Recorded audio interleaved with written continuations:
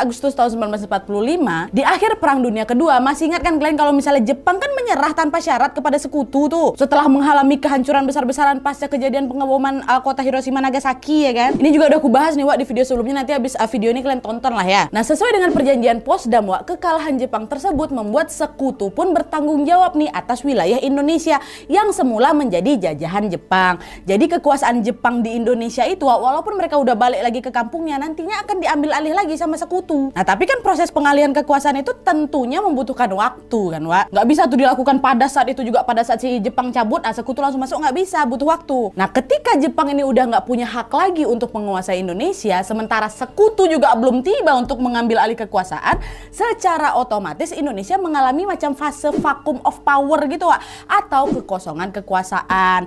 Nah, di momen itulah dengan cerdas dan berani, para pahlawan kemerdekaan kita barulah itu memanfaatkan situasi tersebut untuk segera memproklamasikan kemerdekaan. Barulah secara singkat, proklamasi kemerdekaan pun akhirnya dibacakan pada tanggal berapa? 17 Agustus tahun 1945 jam 10 pagi oleh Presiden Soekarno di Jalan Pegangsaan Timur nomor 56 di Jakarta. Ya, nah tapi Wak, diikrarkannya proklamasi kemerdekaan Indonesia ternyata tidak serta-merta langsung membuat bangsa kita ini langsung bebas dari cengkraman penjajah. Tidak. Pada saat itu masih banyak sekali pihak-pihak yang tidak menerima kemerdekaan Indonesia Wak, dan masih ingin menguasai bangsa ini kembali. Salah satunya adalah siapa? Ya, sekutu itu. Kayak aku bilang tadi Wak, setelah Jepang kalah, memang rencananya sekutu itulah yang akan mau ambil alih kekuasaan Indonesia ini. Nah, menanggapi hal tersebut, Komando Pertahanan Sekutu di Asia Tenggara atau Southeast Asia Command yang disingkat SEAC Wak, langsunglah itu menugaskan satuan khusus mereka untuk datang nih ke Indonesia. Nah, satuan khusus tersebut bernama Allied Forces Netherlands East Indies atau AFNEI Wak. Nah, terus AFNEI yang pada saat itu dipimpin oleh Letnan Jenderal Sir Philip Christison, seorang militer kebangsaan Inggris yang mendaratlah itu mereka di Pelabuhan Tanjung Priok pada tanggal 29 September tahun 1945 dengan menggunakan kapal Cumberland. Nah, nggak lama kemudian rombongan sekutu lainnya baru tuh Wak, datang menyusul nih ke Indonesia dan mendarat di beberapa kota berbeda. Salah satu tujuan mereka adalah di mana? Kota Bandung. Macam nggak boleh ada celah nih, harus kita ambil lagi nih Indonesia kayak gitu loh Wak. Nah, kedatangan pasukan sekutu Inggris di Bandung pada tanggal 12 Oktober tahun 1945 tersebut dipimpin oleh seorang panglima perang yang bernama Brigadir Jenderal McDonald. Nah, pasukan tersebut Wak, datang dengan membawa tugas penting, yaitu untuk memulangkan tentara Jepang dan juga membebaskan warga Belanda yang memang menjadi tawanan Jepang. Nah, selama di Bandung itu Wak, mereka pun menempati bangunan-bangunan besar untuk menjadi markas mereka. Dua di antara bangunan-bangunan besar itu adalah Hotel Savoy Homan dan juga Hotel Prienger. Ya. Nah, awalnya Wak, kedatangan sekutu tersebut disambut dengan netral nih oleh masyarakat karena mereka mengira kedatangan sekutu pada saat itu adalah untuk membawa perdamaian. Ya, tapi secara diam-diam Wak, kedatangan mereka ini ternyata telah diboncengi oleh pemerintah sipil Belanda yang bernama Netherlands Indies Civil Administration atau NICA. Nah, si NICA ini Wak sering bikin masalah mereka. Mereka ini selalu suka melakukan provokasi dan mengganggu ketertiban massa. Ditambah lagi dengan fakta kalau Indonesia telah memproklamasikan kemerdekaannya kan. Tentu hal itu langsung membuat mereka macam nggak terima lah gitu Wak. Akibatnya apa? Di momen tersebut orang-orang pun mulai curiga nih. Jangan-jangan Belanda ikut datang ke Indonesia nih untuk mengembalikan Indonesia ke dalam administrasi mereka nih. Atau dengan kata lain, Belanda nih ingin kembali menjajah dan juga menguasai Indonesia. Akhirnya tanpa menunggu waktu yang lama, kedatangan si NICA itu pun langsung membuat situasi di sana langsung memanas Wak. Kondisi menjadi semakin gawat ketika orang-orang Belanda yang semula jadi tawanan Jepang ini ya, dan akhirnya dibebaskan itu ternyata malah dibekali dengan persenjataan. Otomatis banyaklah dari mereka yang bikin ulah lagi kan Wak. Mereka sering tuh melakukan tindakan-tindakan yang memang mengganggu keamanan hingga menimbulkan bentrokan. Bukan bentrokan biasa Wak, bentrokan bersenjata dengan para pejuang Indonesia yang di situ tuh. Nah, para pejuang Indonesia yang geram dengan ulah Belanda itu akhirnya ya mereka juga melakukan tindakan tegas. Mereka sama sekali tidak gentar untuk melakukan perlawanan Wak. Puncaknya nih pada malam hari di tanggal 24 November tahun 1945 ketika orang-orang sudah mulai tertidur lelap. Pada saat itu para pejuang Indonesia dengan berani menyerang tuh Hotel Savoy Homan sama Hotel Prienger, tempat markas militer sekutu tuh diserang sama mereka. Sebuah pertempuran yang sangat sengit pun seketika pecah malam itu. Nah, adanya penyerangan tersebut membuat sekutu jadi marah ini. Mereka merasa terganggu gitu ceritanya ya kan. Gak lama kemudian mereka pun segeralah langsung mengeluarkan sebuah ultimatum yang harus dipatuhi oleh seluruh masyarakat Bandung. Jadi Wak, penyerangan markas sekutu di Hotel Savoy Homan sama Hotel Prienger oleh pasukan Indonesia ini kan langsung membuat sekutu ini naik darah ya kan. Nah, 3 hari setelah penyerangan tersebut, tepatnya pada tanggal tanggal 27 November tahun 1945, Brigadir Jenderal McDonald tadi itu menyampaikan ultimatum kepada Bapak Datuk Nyamin yang pada saat itu menjabat sebagai Gubernur Jawa Barat. Ultimatum tersebut berisi perintah untuk membagi kota Bandung ini jadi dua bagian. Yang satu bagian utara, satu lagi bagian selatan yang memang dibatasi oleh rel kereta api. Jadi mereka mau wilayah Bandung itu dipisah, ada Bandung bagian utara, ada Bandung bagian selatan. Nah, Bandung bagian utara ini menjadi wilayah kekuasaan sekutu, sedangkan Bandung bagian selatan ini menjadi wilayah kekuasaan pemerintah RI, itu kata mereka. Dan pada saat itu pihak sekutu juga mengancam bahwa ultimatum ini harus dilaksanakan selambat-lambatnya tanggal 29 November 45 ya, kata. Kalau warga dan pasukan Indonesia belum juga menarik diri dari Bandung Utara sampai dengan batas waktu yang kami tentukan, kami tidak akan segan-segan untuk mengambil tindakan tegas dengan cara menangkap dan menembak siapapun yang sudah melanggarnya. Tuh kata si McDonald nih. Nah, mengetahui adanya ancaman tersebut, orang-orang di sana, orang-orang Bandung di sana tuh justru malah diabaikan sama mereka, Wak. Kenapa? Karena mereka tahu kalau ultimatum itu adalah sebuah strategi yang dilakukan sekutu untuk dapat menguasai seluruh wilayah Bandung. Sebenarnya saat itu sekutu ini ingin menjadikan Bandung sebagai pangkalan militer mereka, Wak, karena lokasi Bandung itu yang memang berada di tengah kota, di tengah Pulau Jawa, dekat juga dari Jakarta ya kan. Jadi dinilai strategis lah tempat ini. Nah, di sisi lain, Wak, rakyat Bandung ini betul-betul nggak rela lah kalau kota kesayangan mereka ini kembali masuk lagi dalam cengkraman penjajah ya kan. Itulah kenapa mereka memilih udahlah abaikan aja lah ultimatum tuh, udah kita tetap tinggal di sini aja, katanya. Orang Bandung Utara nggak mau pindah ke Bandung Selatan. Nah, di saat yang bersamaan, Wak, ternyata pihak sekutu ini juga nggak dipatuhinya ultimatum yang mereka buat sendiri. Harusnya kan mereka pindah tuh dari selatan ke Bandung Utara ya kan. Tapi ternyata pada saat itu mereka justru memilih bertahan di Bandung Selatan ini. Dan hal ini ternyata dilakukan bukan tanpa alasan, Wak. Sekutu ini tetap ingin menempati daerah tersebut karena lokasi markas besar mereka, yaitu Hotel Homan sama Pranger itu, Wak, berada di selatannya rel kereta api yang jadi pembatas Bandung bagian utara selatan tuh. Otomatis ya mereka jadi nggak mau nih ninggalin Bandung Selatan. Orang markas kami di sini kok, macam mana kau tadi bilang kau yang pindah ke utara, orang Indonesia pindah ke selatan. Sama-sama nggak ada yang patuh sama ultimatum nih, Wak. Nah, dah tuh kan, Wak, singkat cerita akhirnya para pejuang yang juga kesal dengan adanya ultimatum tersebut langsunglah itu membangun pos-pos gerilya di berbagai tempat. Dan sejak saat itu pertempuran demi pertempuran terus terjadi, baik di bagian Bandung Utara ataupun bagian Bandung Selatan. Bentrokan senjata antara para pejuang dengan sekutu ini pun pecah selama berapa lama, Wak? Berbulan-bulan. Tidak 1-2 hari gitu. Dan selain bentrokan senjata, Wak, perlawanan warga Bandung untuk bisa mempertahankan kota tersebut juga dilakukan oleh para pedagang di pasar, Wak. Sampai ke pedagang-pedagang asongan juga ikutan. Mereka sepakat untuk memboikot pembeli dari kawasan Bandung Utara yang didominasi sama siapa? Sekutu tuh. Dan hal ini ternyata sangat membuat sekutu agak kewalahan juga, karena mereka kan jadi harus ngirim logistik makanan dari Jakarta, kan tidak bisa mereka beli di Bandung loh. Nah, rombongan kendaraan yang membawa logistik mereka ini juga sering diserang, Wak, sama para pejuang di sepanjang jalan provinsi menuju ke Bandung. Nah, salah satu penyerangan yang paling fenomenal pada saat itu adalah ketika konvoi besar pasukan sekutu Inggris yang diserang oleh warga Sukabumi di kawasan Bojong Kokosan, Wak. Ya, nah peristiwa Bojong Kokosan ini terjadi pada tanggal 9 Desember tahun 1945, di mana sebelum pasukan sekutu Inggris melewati daerah tersebut, Komandan Resimen 3 Letkol Edi Sukardi bersama para pejuang lainnya telah terlebih dahulu membuat peta penyerangan sepanjang 81 km, Wak, mulai dari daerah Cigombong Bogor sampai ke Ciranjang Cianjur dengan titik utamanya di Bojong Kokosan. Dan dalam peristiwa tersebut sebanyak 165 pasukan tentara yang bersenjatakan pistol, granat tangan, golok, tombak, dan bambu runcing dengan gagah berani menghadang pasukan sekutu yang lagi konvoi pakai tangki-tangki sama kendaraan berlapis baja tua. Nah, tentara sekutu yang sama sekali tidak menyangka akan ada serangan seperti itu seketika langsung panik lah. Ditambah lagi pula waktu itu hujan deras, Wak, yang tiba-tiba turun menyertai peristiwa Bojong Kokosan tersebut membuat sekutu semakin tidak bisa mengendalikan medan pertempuran. Akibatnya apa? Satu persatu tentara sekutu pun mulai berjatuhan. Mereka pakai tangki-tangki ini, kita ndak doa. Nah, dari peristiwa tersebut banyak sekali sekutu yang cedera dan juga tewas. Nah, di sisi lain, Wak, para pejuang pun terus terbakar semangatnya dalam melawan si sekutu ini.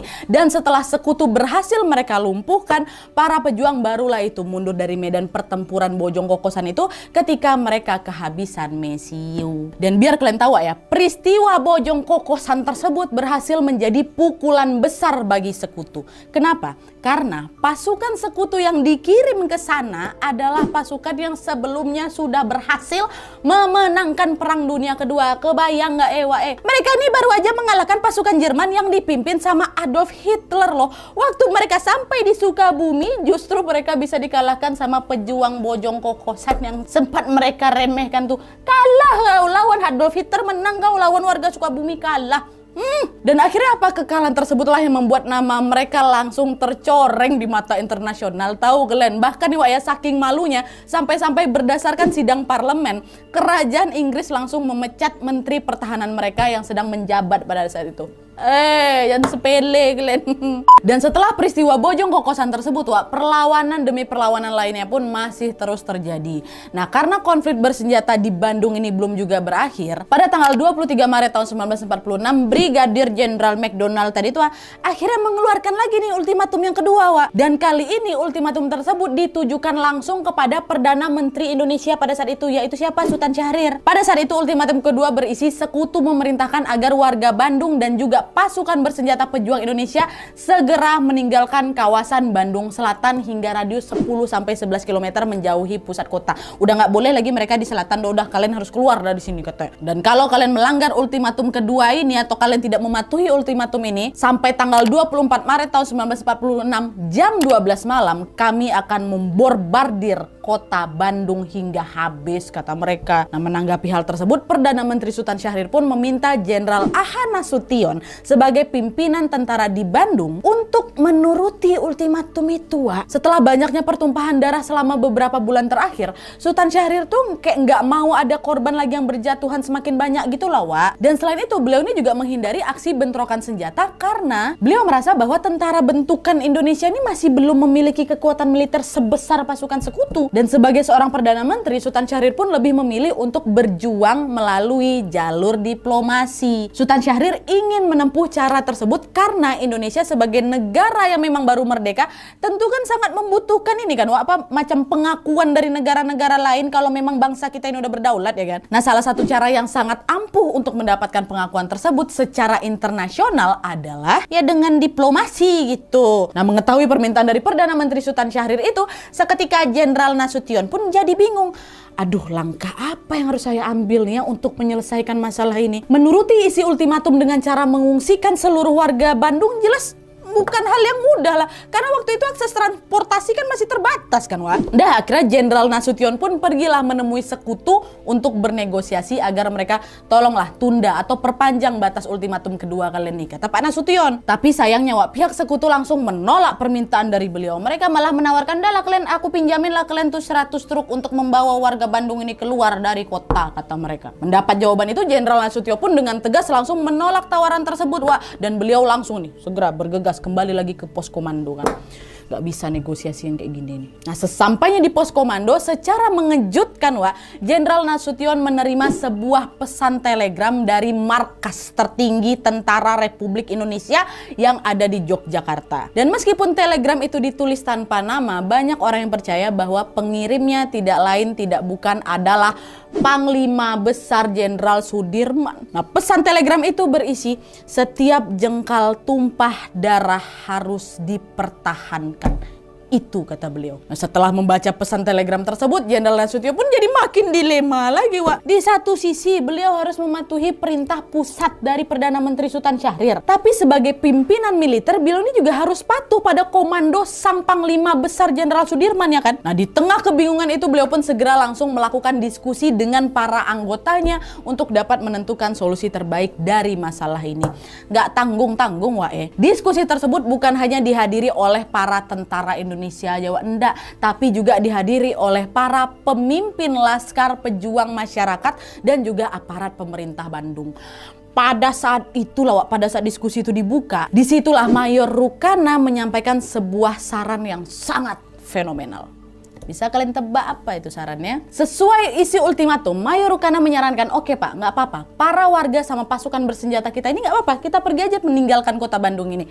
Tapi sebelum kita pergi dari Bandung, kota Bandung harus terlebih dahulu dibumi hanguskan agar tidak bisa diambil alih oleh sekutu." Itu sarannya, Jadi istilahnya ya udah biar sama-sama nggak dapat Bandung kita. Kami pergi, Bandung nih kami hancurkan. Kau juga nggak dapat. Kayak gitu loh. Nah, saran itulah yang akhirnya menjadi tonggak awal awal sebuah peristiwa besar dalam sejarah mempertahankan kemerdekaan Indonesia, Wak. Penasaran karena ini yang harus kalian tunggu-tunggu nih. Langsung aja kita masuk.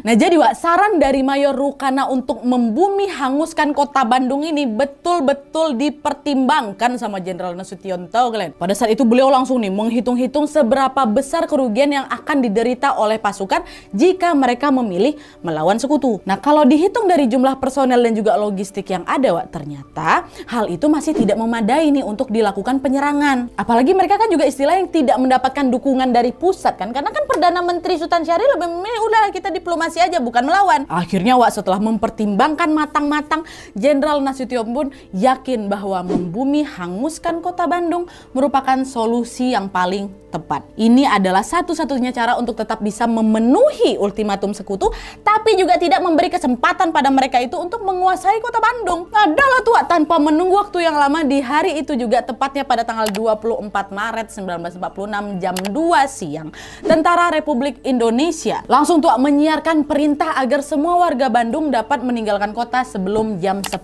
malam. Kan? Ya nggak apa-apa istilahnya, oke kita pergi dari kota Bandung. Nah setelah siaran itu tersebar Wak, sambil diiringi gerimis rintik-rintik, warga Bandung segera berbondong-bondong meninggalkan rumah dengan membawa barang seadanya yang bisa dibawa menggunakan gerobak, dokar, atau ada yang mereka pikul sendiri itu.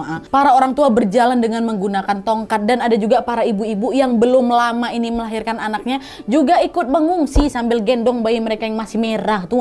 Dan menjelang maghrib rombongan tersebut pun tampak semakin banyak tuh, dan makin besar lagi kelompok mereka kan mengarah ke selatan dan juga timur kota Bandung. Nah di sisi lain Wak, Jenderal Nasution dan para pasukan juga udah mulai tuh menyusun strategi untuk memulai operasi bumi hangus tadi ya kan. Awalnya mereka berencana untuk mulai membakar kota Bandung pada waktu tengah malam. Tapi di luar rencana mereka Wak, tepatnya pada jam 8 malam tiba-tiba secara mengejutkan terdengar suara ledakan tuh dari arah sudut selatan alun-alun Bandung. Nah ternyata di momen itu gedung Indisi restoran yang sekarang udah jadi gedung BRI itu sudah terlebih dahulu meledak Wak. Alhasil apa? Operasi bumi hangus pun langsung dimulai lebih cepat pada saat itu juga. Nah meledaknya gedung Indisi restoran tersebut juga diikuti oleh pembakaran gedung-gedung lainnya Wak di kawasan Bance Ui Wak ya, tulisannya kayak gitu, maaf kalau salah. Di Bance Ui, Cicadas, Braga, Tegalega dan lain-lain tuh bakar semua tuh. Dan nggak tanggung-tanggung Wak, para pasukan tentara juga mulai membakar asrama mereka sendiri toh Glenn. Begitu pula dengan rakyat Bandung yang baru akan berangkat mengungsi tuh,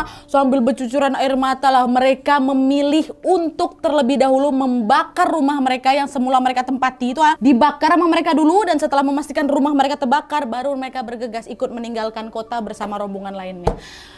Kayak gitu, ini salah satu part yang paling bikin aku merinding Wak. Di momen itu nih banyak dari rakyat Bandung yang tidak tahu waktu itu mereka tuh mengungsi kemana. Nggak ada yang tahu doh. Mereka nggak akan tahu nanti tinggal di mana nantinya, seberapa lama mereka nanti mengungsi, nanti di sana pun mau kerja apa. Mereka nggak ada yang tahu. Udah mereka ya tinggalin Bandung aja gitu. Tapi hebatnya di sini mereka semua berani mengambil resiko dengan tulus dan ikhlas meninggalkan rumah beserta semua yang sudah mereka bangun sebelumnya di sana demi satu tujuan yang sama, yaitu mempertahankan kota Bandung supaya nggak diambil sama sekutu. Aduh, merinding aku. Ibaratnya nih, yaudah, yuk kita ngungsi lah. Ini rumah dibakar lu. Gak ikhlas aku nanti ditempati sama sekutu, dikuasai sama sekutu lah, bakar aja. Kayak gitu. Dan karena semuanya udah kompak lah gitu istilahnya kan, tanpa menunggu waktu yang lama, langit di kota Bandung pada malam itu pun langsung menyala kemerahan Wak. Gedung-gedung dan rumput-rumput hijau langsung berubah kehitaman. Kota yang penuh dengan keindahan itu seketika berkobar-kobar menjadi apa? Bandung lautan api. Dan konon katanya Wak, ketika kota Bandung ini mulai terbakarnya dan rombongan rakyat Bandung masih di dalam perjalanan menuju ke pengungsian, banyak dari rombongan tersebut meneriakkan kalimat yang sama. Mereka bilang apa? Meskipun kau telah menjadi lautan api, mari Bung rebut kembali. Meskipun kau sudah menjadi lautan api, mari Bung rebut kembali. Semua ngomong kayak gitu Wak. Dan kalimat itu pun diucapkan berkali-kali macam jadi yel-yel mereka lah. Nah hingga akhirnya kalimat itu pun berkembang menjadi lagu yang kita kenal sampai hari ini yang berjudul apa? Halo Halo Bandung. Sekarang telah menjadi lautan api, mari bung rebut kembali. Aduh, seketika jiwa demokrasiku bergetar-getar, meronta-ronta, merinding kali aku di sini. Dan by the way, ini aku mau selipin sedikit info tentang lagu Halo Halo Bandung nih, Wak ya. Kalau misalnya sekarang kalian browsing siapa pencipta lagu ini, maka akan muncul tuh nama Ismail Marzuki, ya kan? Dan kabarnya, Wak, ketika peristiwa Bandung Lautan Api itu terjadi, Ismail Marzuki sedang berada di Bandung untuk mengunjungi mertuanya yang memang lagi sakit. Nah, di momen itulah, Wak, beliau melihat kota Bandung yang sedang menyala-nyala kemerahan tuh kan dalam kobaran api itu, dan peristiwa itulah yang akhirnya menginspirasi beliau untuk membuat lagu Halo Halo Bandung gitu, Wak. Tapi sebenarnya juga belakangan ini banyak tuh ahli sejarah dan juga sastrawan yang meragukan orisinal lagu Halo Halo Bandung nih, Wak. Karena informasinya nih, Wak ya, pada tahun 1950 pernah beredar kabar bahwa pencipta asli lagu tersebut, lagu Halo Halo Bandung itu adalah seorang prajurit Siliwangi yang bernama Luman Tobing, Wak. Ada juga yang bilang kalau dulu nih lagu ini pernah memenangkan sayembara sebagai lagu pengiring perjuangan di masa revolusi sebelum akhirnya itulah diubah atau diaransemen ulang oleh Ismail Marzuki. Sampai hari ini pun memang masih jadi perdebatan lah gitu, Wak, tentang siapa sebenarnya pencipta lagu Halo Halo Bandung nih. Tapi yang jelas di masa tersebut lagu inilah yang telah berhasil menggelorakan semangat para rakyat Bandung untuk terus berjuang hingga titik darah penghabisan. Ah, terus apa nih Nadia? Kabar sekutu. Nah, jadi, Wak, setelah kota Bandung itu terbakar, para pasukan sekutu ini pun akhirnya menyadari apa yang sudah sebenarnya sedang terjadi, ya kan? Sekutu pun langsung berusaha melakukan berbagai cara untuk menghentikan operasi bumi hangus tersebut. Akibatnya, Wak, tanpa menunggu waktu yang lama terjadilah langsung bentrokan senjata di berbagai wilayah. Marah mereka. Nah, di daerah Dayuh Kolot terjadi tuh, Wak, bentrokan antara pasukan Indonesia dengan sekutu yang menjaga gudang senjata. FYI, Wak, daerah itu memang dijadikan gudang mesiu gitu loh oleh pasukan sekutu, sehingga tempat itu pun menjadi salah satu sasaran yang akan dihancurkan oleh para pejuang kita. Ibarat, oh, gedung senjata kok di sana, ini ku hancurkan juga nih, kayak gitu loh. Nah, pasukan yang mendapatkan amanah untuk menghancurkan gudang mesiu tersebut berasal dari gabungan beberapa laskar masyarakat. Wah, bayangkan totalnya ada 11 orang dan dipimpin oleh seorang pemuda pejuang yang baru berusia 19 tahun waktu itu, Wak. Bernama siapa masih ingat kan? Muhammad Toha. Beliau yang mimpin. Dah tuh, singkat cerita, malam itu pasukan yang dipimpin oleh Muhammad Toha ini pun langsunglah bergerak kan, menyeberangi Sungai Citarum untuk menuju ke gudang mesiu itu. Kebetulan gudang ini memang terletak di seberang sungai, Wak. Nah, tapi tidak lama setelah mereka tiba di sana terjadi satu peristiwa yang memang tidak terduga, yaitu ada salah satu ranjau yang meledak. Ditanamin ranjau sama sekutu tuh ternyata di sekitar gudang tuh. Nah, ledakan tersebut pun langsung membuat mereka semua terluka, termasuk Muhammad Toha, Wak. Karena situasi sudah tidak memungkinkan, akhirnya Toha pun memerintahkan pasukannya untuk udah, kalian kembali aja dulu, dan hanya menyisakan Muhammad Toha dan seorang pasukan yang bernama Muhammad Ramdan. Tetap tinggal di sana tuh mereka, Wak, berdua. Nah, di momen itu semangat juang seorang Toha dan juga Ramdan betul-betul udah nggak bisa dibendung lagi, Wak. Apapun yang terjadi, mereka sudah bertekad untuk menghancurkan gudang mesiu milik sekutu itu. Terus entah kayak gimana lah ceritanya ya, besoknya nih sekitar jam 12 siang secara mengejutkan tiba-tiba terdengar suara ledakan yang sangat kencang, diar langsung kayak gitu, betul-betul kencang kali. Sampai dari informasi yang ku baca nih, Wak, ya, suara ledakan tuh terdengar sampai Cianjur tuh kalian. Gak ada yang tahu secara pasti tentang apa yang sudah dilakukan oleh Muhammad Toha dan Muhammad Ramdan pada saat itu. Tapi yang jelas di momen itulah gudang mesiu milik sekutu tuh akhirnya betul-betul meledak, hancur lebur semua, Wak. Akhirnya apa? Sekutu kehilangan pasokan persenjataan mereka lah kan, dan tidak bisa mengambil alih kota Bandung. Keberhasilan dalam meledakan gudang mesiu itu juga sekaligus membawa kabar duka untuk pejuang Indonesia, karena ledakan gudang mesiu tersebut mengakibatkan gugurnya dua orang pejuang kita yang sangat gagah berani, yaitu siapa? Muhammad Toha dan Muhammad Ramdan. Gugurnya mereka menjadi salah satu tanda betapa dahsyatnya perjuangan dalam mempertahankan kemerdekaan Indonesia, Wak, kan. Dan peristiwa Bandung Lautan Api ini juga menjadi saksi betapa tiap jengkal bangsa ini adalah sebuah kehormatan yang harus kita jaga sampai mati.